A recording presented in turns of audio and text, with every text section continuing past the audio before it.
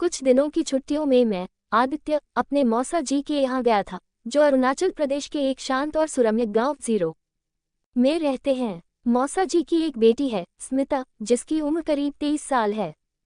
स्मिता को देखकर कोई भी पहली नज़र में रुक जाए। उसका दमकता हुआ गेहुआ चेहरा, गहरी आंखें और होठों पर सजी एक हल्की सी मुस्कान में ऐसी मासूमियत और सादगी थी जो दिल को छू जाए। 0 गांव की सुबहें कुछ खास होती थीं। चारों ओर हरियाली, नीले आसमान में तैरते बादल और दूर पहाड़ों से आती ठंडी हवा। ऐसा लगता था मानो वक्त कुछ पल के लिए ठहर गया हो। हर सुबह मैं और स्मिता खेतों की ओर टहलने निकल जाते। वो रास्ते भर गांव की बातें करती, पेड़ों के नाम बताती और हर छोटे छोटे फूल को देखकर मुस्कुरा उठती। एक दिन चलते चलते हम गांव के उस पुराने झरने तक पहुंचे जहां बचपन में स्मिता अक्सर खेला करती थी। पानी की कलकल आवाज के बीच उसने अचानक मुझसे पूछा, आदित्य, तुम्हें शहर की भीड़भाड़ ज्यादा पसंद है या यहाँ की शांति? मैंने मुस्कुराते हुए कहा, शायद अब तक मुझे लगता था कि शहर ही सब कुछ है। लेकिन अब लग रहा है असली जिंदगी तो यहाँ बहती है, इस झरने की तरह, साफ, शांत और सच्ची। स्मिता की आंखों में उस पल कुछ चमकने लगा। शायद सवाल सिर्फ शहर और गांव का नहीं था। शायद कुछ और भी था जो वो जानना चाहती थी। उस दिन झरने के पास बैठकर हम दोनों देर तक बातें करते रहे।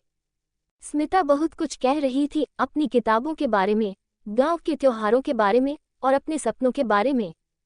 पर बीच बीच में जब वो चुप हो जाती, उसकी निगाहें अक्सर मुझ पर टिक जाती थी, जैसे कुछ अनकहा रह गया हो। अगले कुछ दिन हम और भी करीब आ गए। हर सुबह साथ चाय पीना, दोपहर में खेतों तक जाना और रात को छत पर बैठकर तारों को निहारना। ये सब अब सिर्फ रोजमर्रा की बातें नहीं थीं। इनमें एक अनकहा अपनापन जुड़ गया था। एक शाम, जब पूरे गांव में बारिश की खुशबू फैली हुई थी और हम दोनों पेड़ों के नीचे खड़े थे, स्मिता ने मेरी तरफ देखा और कहा, आदित्य, तुम चले जाओगे तो सब कुछ बहुत खाली लगने लगेगा। मैंने उसकी ओर देखा, वो भीग रही थी, पर उसकी आंखों में नमी किसी और चीज की थी। मैंने धीरे से कहा, अगर तुम चाहो तो मैं कभी न जाऊं। उसके होठों पर एक धीमी मुस्कान आई, लेकिन उसमें एक गहराई थी, जैसे सालों से दिल में दबा कोई सपना अब बोलने लगा हो। उस शाम के बाद सब कुछ बदल गया। अब हमारी बातचीत में वो संकोच नहीं था जो पहले था। अब हम एक दूसरे को सिर्फ समझ नहीं रहे थे, बल्कि महसूस भी कर रहे थे।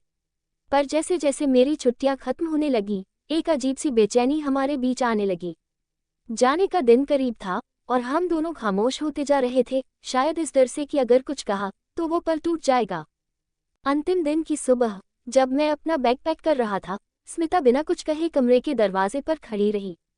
मैं उसकी आंखों में देख पा रहा था कि कुछ कहना चाहती है। आदित्य, उसने आखिरकार कहा, क्या ये सब कुछ बस कुछ दिनों का था, या फिर इससे आगे भी कुछ हो सकता है? मैंने उसका हाथ थामा और कहा, अगर तुम चाहो तो ये सिर्फ शुरुआत है। मैं वापस जरूर जाऊंगा, लेकिन इस बार अकेला नहीं लौटना चाहता। उसके चेहरे पर जो मुस्कान आई, उसमें भरोसा था और एक वादा। मैंने उसे वादा किया कि लौटते ही सबसे पहले माँ पापा से बात करूंगा और हम साथ मिलकर परिवारों को भी समझाएंगे। शहर लौटने के बाद मेरा मन वहीं 0 के उस पहाड़ी गांव में ही अटका रहा। स्मिता की मुस्कान, उसकी आवाज और वो बारिश वाली शाम, सब कुछ बार बार ज़हन में लौट आता। कुछ दिन बाद मैंने माँ पापा से बात की। आपको कोई लड़की पसंद है? माँ ने थोड़ी हैरानी से पूछा। मैंने मुस्कुराते हुए सिर हिलाया, हाँ माँ, नाम है स्मिता और वो चाचा जी की बेटी नहीं है, इसलिए सब सही है। फिर मैंने उन्हें सब कुछ बताया, गांव, उसका परिवार, उसकी सादगी और वो अपनापन जो किसी बड़े शहर में ढूंढे नहीं मिलता। पापा थोड़े गंभीर हो गए। अच्छा परिवार है, लड़की पढ़ी लिखी है? हाँ पापा, मैंने कहा, स्मिता ने हिंदी में मास्टर्स किया है। वो गांव की लाइब्रेरी में बच्चों को पढ़ाती है। कुछ देर की खामोशी के बाद माँ ने धीरे से कहा, अगर तुम्हें लगता है कि वो तुम्हारे साथ हर हाल में निभाएगी तो हमें कोई एतराज नहीं है। मैंने चैन की सांस ली। कुछ हफ्तों बाद मैं और मेरे माता पिता 0 पहुंचे। स्मिता के परिवार ने हमारा स्वागत दिल से किया। दोनों परिवारों के बीच कुछ झिझक जरूर थी, लेकिन स्मिता की मुस्कान और उसकी बातों में वो असर था कि धीरे धीरे सब सहज हो गए। सगाई एक सादे से समारोह में हुई, खुशबूदार फूलों की माला, कुछ चुनिंदा रिश्तेदार और पहाड़ों की हवा में घुली वो अनकही खुशी। शादी बेहद सादगी से, लेकिन पूरे दिल से हुई। पहाड़ी मंदिर में मंत्रों की गूंज, फूलों से सजी वेदी और दोनों परिवारों की नम आंखों में खुशी के आंसू, सब कुछ किसी फिल्म जैसा लग रहा था। स्मिता ने विदाई के समय सिर्फ एक बात कही, मैं जीरो छोड़ रही हूँ, लेकिन मेरा दिल यही कहीं रहेगा, इन पहाड़ों, इन पगडंडियों में। मैंने उसका हाथ थामते हुए कहा, अब हम साथ हैं, जहाँ तुम रहोगी वही तुम्हारा पहाड़ होगा। शहर में जिंदगी बिल्कुल अलग थी, तेज, व्यस्त और कभी कभी थोड़ा थका देने वाली। शुरू में स्मिता को एडजस्ट करने में थोड़ी मुश्किलें हुई। वो पहाड़ों की शांति से आई थी, यहाँ ट्रैफिक, भीड़ और अनगिनत शोर थे। पर धीरे धीरे उसने खुद को ढालना शुरू किया। उसने पास के स्कूल में पढ़ाने की नौकरी ले ली और बच्चों से जुड़ गई।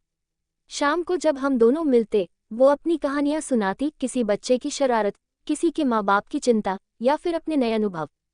मुझे एहसास हुआ कि स्मिता में सिर्फ सादगी नहीं, एक जज्बा भी है, नए को अपनाने का, अपने सपनों को सहेजने का। एक दिन रात को छत पर बैठते हुए मैंने उससे पूछा, क्या तुम खुश हो? स्मिता ने मेरी ओर देखा और कहा, खुशी जगह से नहीं, इंसान से मिलती है।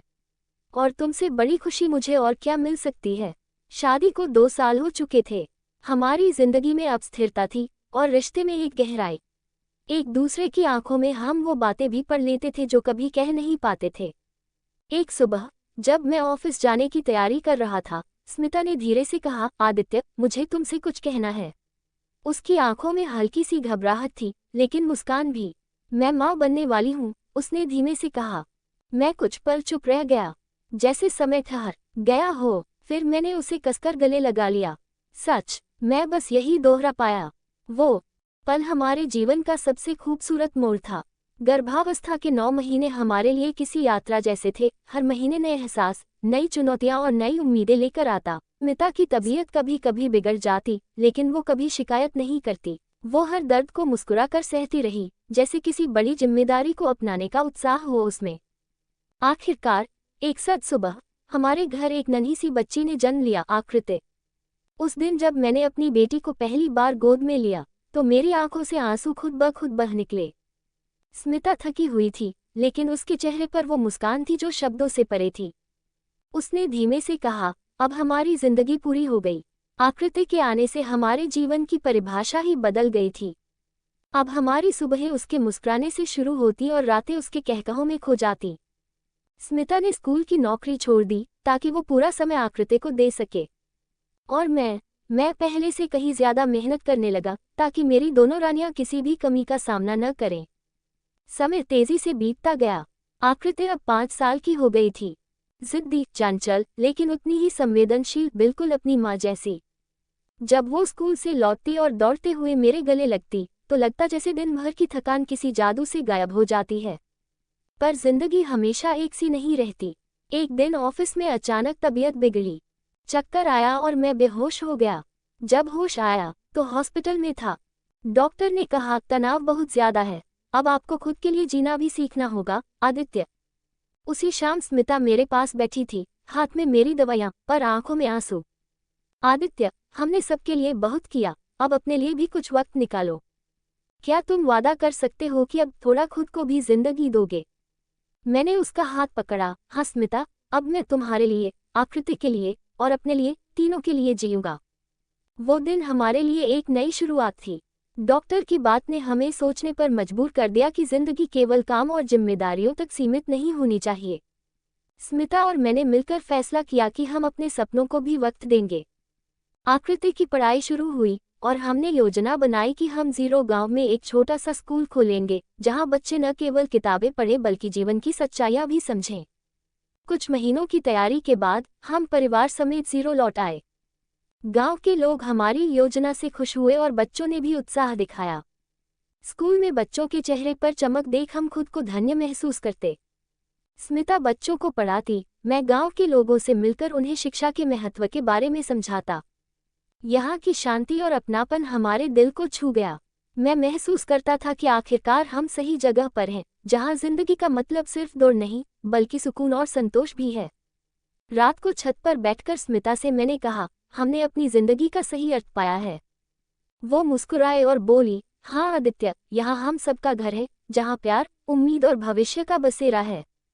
साल बीतते गए और हमारा छोटा सा स्कूल जीरो गांव के लिए एक नई उम्मीद बन गया। बच्चे यहाँ न सिर्फ पढ़ाई करते, बल्कि खेलकूद और कला में भी अपनी प्रतिभा दिखाते। गांव के बुजुर्ग भी खुश थे कि अब उनके नन्हे पोते पोतियां बेहतर भविष्य की ओर बढ़ रहे हैं। आकृति अब 10 साल की हो चुकी थी। वह स्कूल की पढ़ाई में तेज, लेकिन सबसे ज्यादा उसे गांव के नाटकों में हिस्सा लेना पसंद था। स्मिता और मैं उसकी इस कला को देखकर बहुत खुश होते थे। एक दिन गांव में एक बड़ा त्योहार था, जिसमें हम सब बच्चे और बड़े मिलकर लोक नृत्य प्रस्तुत कर रहे थे। आकृति ने नृत्य की शुरुआत की और पूरा गांव उसकी प्रतिभा की तालियां बजाता रहा।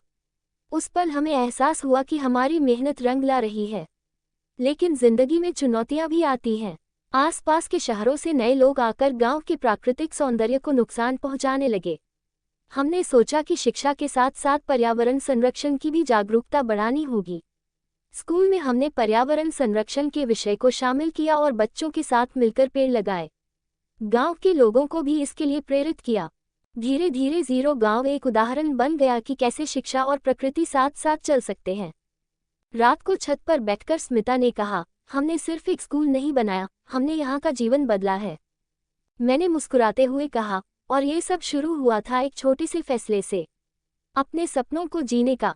आकृति की पढ़ाई अब और भी गंभीर हो गई थी। वह अब जीरो गांव से बाहर शहर के एक अच्छे स्कूल में पढ़ने लगी थी।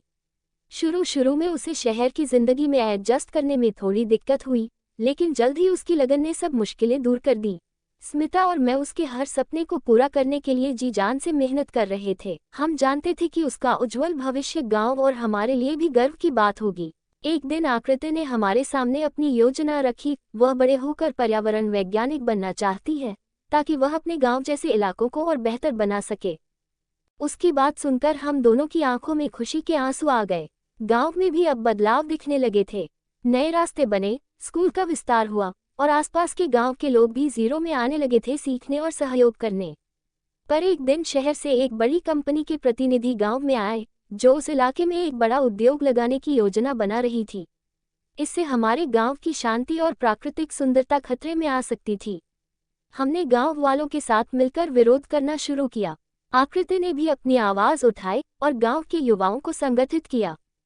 ये लड़ाई आसान नहीं थी, लेकिन हमें पता था कि यह हमारी जिंदगी, हमारे बच्चों का भविष्य है।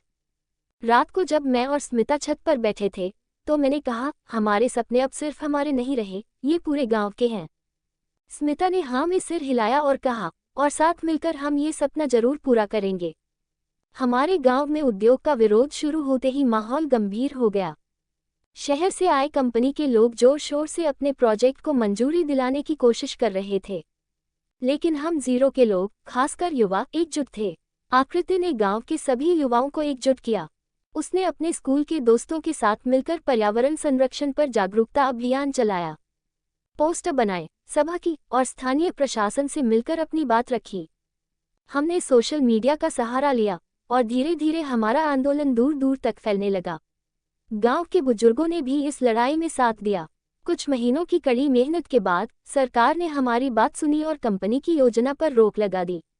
जीरो गांव की शांति और सुंदरता बच गई। ये जीत हम सभी के लिए सिर्फ एक सफलता नहीं थी, बल्कि हमारे भविष्य के लिए एक मजबूत संदेश भी था कि जब लोग मिलकर काम करते हैं तो कोई भी चुनौती बड़ी नहीं होती। उस दिन छत पर बैठकर स्मिता ने कहा, हमने अपने घर को बचाया है, अपनी जमीन को बचाया है।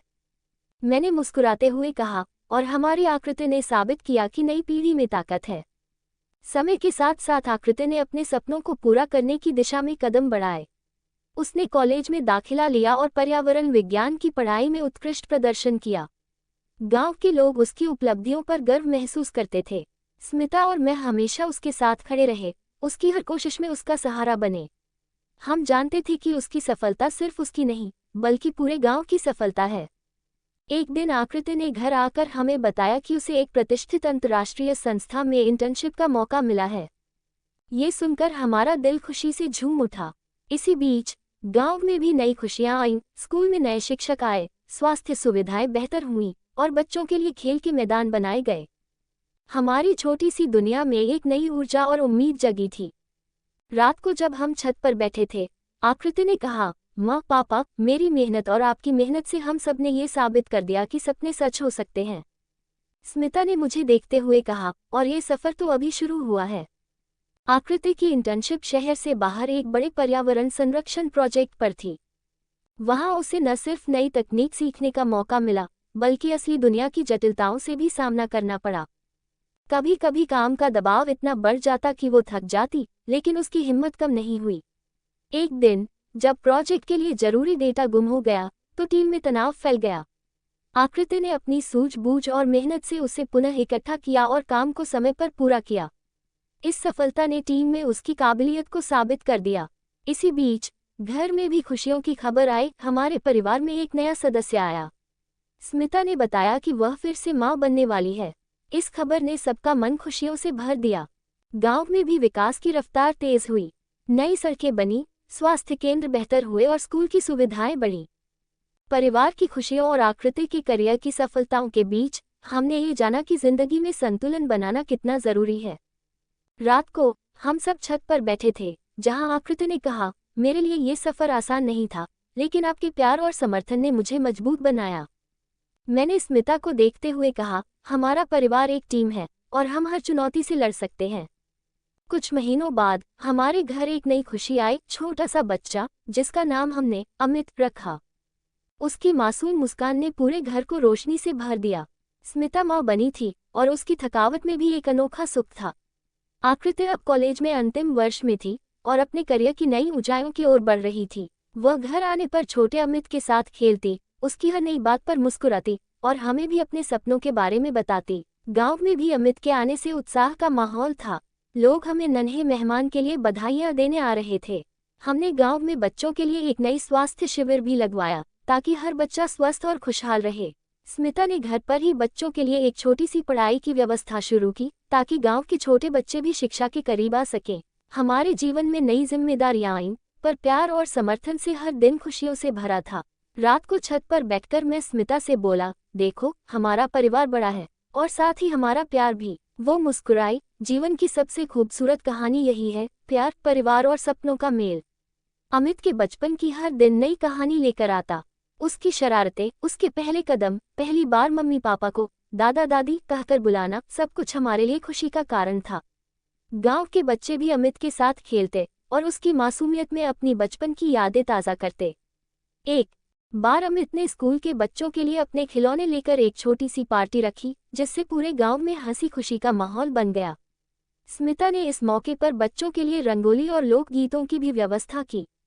वहीं आकृति का करियर भी तेजी से आगे बढ़ रहा था। उसने एक प्रतिष्ठित विश्वविद्यालय से मास्टर्स की डिग्री हासिल की और पर्यावरण संरक्षण के क्षेत्र में काम करने वाली एक बड़ी संस्था में जगह बना ली। वहां वह नए प्रोजेक्ट्स पर काम कर रही थी, जिनका उद्देश्य ग्रामीण इलाकों में स्वच्छता और हरियाली बढ़ाना था। एक दिन आकृति गांव आए और बताया कि उसने एक अंतर्राष्ट्रीय सम्मेलन में अपने प्रोजेक्ट की प्रस्तुति दी है और उसकी सराहना हुई है। ये सुनकर हम सब बहुत गर्व महसूस कर रहे थे। परिवार के सभी सदस्य अब एक दूसरे के सपनों और उपलब्धियों में सहारा बन गए थे। हम जानते थे कि आगे भी हर चुनौती में हम साथ देंगे। रात को जब हम सब छत पर बैठे थे, अमित ने पहली बार अपनी छोटी सी आवाज में कहा, माँ, पापा, मैं भी बड़ा होकर आपकी तरह बनूंगा। स्मिता ने उसे प्यार से गले लगाते हुए कहा, हाँ बेटा, तुम्हारे सपनों के लिए हम सब तुम्हारे साथ हैं। अमित की उम्र बढ़ने लगी और वह स्कूल में अपनी पढ़ाई में मन लगाने लगा। उसकी जिज्ञासा देखकर हम सब बहुत खुश होते थे। अमित ने विज्ञान में खास रुचि दिखानी शुरू कर दी थी और अक्सर हमें अपने स्कूल प्रोजेक्ट्स के बारे में उत्साह से बताता। स्मिता ने घर पर एक छोटी सी पढ़ाई की जगह बनाई, जहां अमित आराम से पढ़ सके। आकृति भी अपने काम के बीच समय निकालकर अमित की पढ़ाई में मदद करती और उसे नए नए प्रयोग समझाती। गांव के स्कूल में भी हम सब ने मिलकर नई तकनीकों और संसाधनों का इंतजाम किया, ताकि बच्चे बेहतर शिक्षा प्राप्त कर सकें। एक दिन अमित ने हमसे कहा, माँ, पापा, मैं विज्ञान में कुछ बड़ा करना चाहता हूँ, ताकि हमारे गांव और जैसे कई गांवों की मदद कर सकूं। हमारी खुशी का ठिकाना न था। स्मिता ने कहा, बिल्कुल बेटा, तुम्हारे सपनों को पूरा करने के लिए हम हमेशा तुम्हारे साथ हैं। इसी दौरान परिवार ने एक नया सफर शुरू करने का फैसला किया। हम सब मिलकर जीरो गांव के पास ही एक छोटा सा कृषि और शिक्षा केंद्र बनाने लगे, जहां लोग आधुनिक खेती के तरीके सीख सके और बच्चों को भी बेहतर शिक्षा मिल सके। ये पहल गांव में नई उम्मीद लेकर आई। हम जानते थे कि यह सफर आसान नहीं होगा, लेकिन परिवार के प्यार और एकजुटता ने हमें हर चुनौती से लड़ने की ताकत दी। रात को छत पर बैठकर हम सबने नई योजनाओं और सपनों के बारे में बात की और महसूस किया कि हमारा परिवार अब न केवल अपने लिए बल्कि पूरे गांव के लिए एक मिसाल बन चुका है। हमारे गांव के पास शुरू किया गया कृषि और शिक्षा केंद्र धीरे धीरे फलने फूलने लगा। यहाँ आसपास के किसानों को आधुनिक खेती के तरीके सिखाए जाने लगे, जिससे उनकी पैदावार बेहतर होने लगी। बच्चे भी यहाँ आकर नई नई चीजें सीखते और अपने सपनों को समझते। अमित ने भी केंद्र में विज्ञान की प्रयोगशाला की देखरेख संभाली। उसकी मेहनत से बच्चों में विज्ञान के प्रति रुचि बढ़ी और कई युवा वैज्ञानिक बनने का सपना देखने लगे। स्मिता और आकृति बच्चों को न केवल पढ़ाती बल्कि उन्हें जीवन के मूल्यों की भी शिक्षा देती। गांव में नई ऊर्जा और उत्साह फैल गया था। एक दिन केंद्र पर एक बड़ा समारोह आयोजित किया गया, जिसमें गांव के कई जाने माने लोग आए। समारोह में अमित ने अपनी पहली शोध प्रस्तुति दी, जिसमें उसने बताया कि कैसे स्थानीय फसलों की गुणवत्ता सुधार कर किसानों की आमदनी बढ़ाई जा सकती है। ये सुनकर सभी लोग भावुक हो उठे। गांव के मुखिया ने कहा, ये केंद्र और युवा पीढ़ी हमारे गांव का भविष्य है। हम सबकी मेहनत रंग लाई थी। रात को घर लौटते हुए स्मिता ने कहा, ये सब हमारे सपनों का परिणाम है और हमें गर्व है कि हमने इसे हकीकत बनाया। मैंने भी कहा, हमारा परिवार अब केवल हमारा नहीं बल्कि पूरे गांव का है। समय के साथ अमित ने न केवल अपनी पढ़ाई और शोध में सफलता पाई बल्कि गांव के युवाओं के लिए भी प्रेरणा बन गया। वहीं आकृति और स्मिता ने अपने रिश्ते को और गहरा किया, खासकर जब आकृति ने अपने काम के सिलसिले में एक प्रोजेक्ट में एक युवक से मुलाकात की। वो युवक था आदित्य। आदित्य भी पर्यावरण के लिए समर्पित था और उसकी संवेदनशीलता और लगन ने आकृति का दिल छू लिया। धीरे धीरे उनकी दोस्ती ने प्यार का रूप ले लिया। एक शाम जब पूरा परिवार गांव के एक छोटे से झरने के पास इकट्ठा हुआ था, आदित्य ने आकृति के सामने अपने दिल की बात कही। चांदनी रात में झरने की मधुर आवाज के बीच उसने कहा, आकृति, तुम्हारे साथ हर पल बिताना मेरे लिए सबसे खूबसूरत है। क्या तुम मेरी जिंदगी बनोगी? आकृति की आंखों में चमक आ गई। उसने धीरे से कहा, हाँ आदित्य, मैं हमेशा से तुम्हारे साथ इस सफर को साझा करना चाहती थी। स्मिता और मैं और छोटा अमित भी उस पल की खुशी में शामिल हो गए। पूरा गांव भी उनके प्यार की इस नई शुरुआत को बधाई देने आया। रिश्तों की गहराई और सपनों की पूरी होती उड़ान के बीच हम सब ने महसूस किया कि जीवन का सबसे बड़ा तोहफा प्यार है। रात के उस जादुई पल में जब तारे आसमान पर चमक रहे थे, हम सब ने एक दूसरे को आश्वासन दिया कि चाहे कैसी भी चुनौतियां आएं, हम हमेशा साथ रहेंगे। और इस तरह जीरो गांव की यह कहानी एक खूबसूरत प्यार, परिवार और सपनों की जीत के साथ समाप्त हुई। निर्णय: ये कहानी हमें सिखाती है कि जिंदगी में असली सफलता केवल व्यक्तिगत उपलब्धियों में नहीं बल्कि परिवार, प्यार और समाज के लिए किए गए प्रयासों में छुपी होती है। चाहे कितनी भी कठिनाइयां आएं, अगर हम एकजुट होकर काम करें और अपने सपनों को दिल से अपनाएं, तो हर चुनौती को पार किया जा सकता है। जीरो गांव की छोटी सी कहानी ये दिखाती है कि परिवर्तन छोटे कदमों से शुरू होता है और प्यार ही सबसे बड़ा बल होता है जो हर बाधा को तोड़ सकता है। सारांश: कहानी का मुख्य पात्र एक परिवार जो जीरो नाम के गांव में रहता है, शिक्षा, पर्यावरण संरक्षण और समाज सेवा के माध्यम से अपने गांव का विकास करता है। राहुल, स्मिता, आकृति और छोटा अमित मिलकर न केवल अपने परिवार को मजबूत बनाते हैं बल्कि पूरे गांव के लिए प्रेरणा भी बनते हैं। आकृति की शिक्षा और करियर, अमित के बचपन की खुशियां और गांव में बनाए गए शिक्षा कृषि केंद्र से गांव में बदलाव आता है। अंत में आकृति और आदित्य का प्यार कहानी को एक रोमांटिक और सकारात्मक मोड़ देता है, जो जीवन में प्यार, परिवार और समुदाय के महत्व को दर्शाता है। अगर आपको ये कहानी अच्छी लगी हो तो कृपया लाइक, शेयर, कमेंट और सब्सक्राइब जरूर करें। आपका समर्थन हमारे लिए बहुत मायने रखता है। धन्यवाद।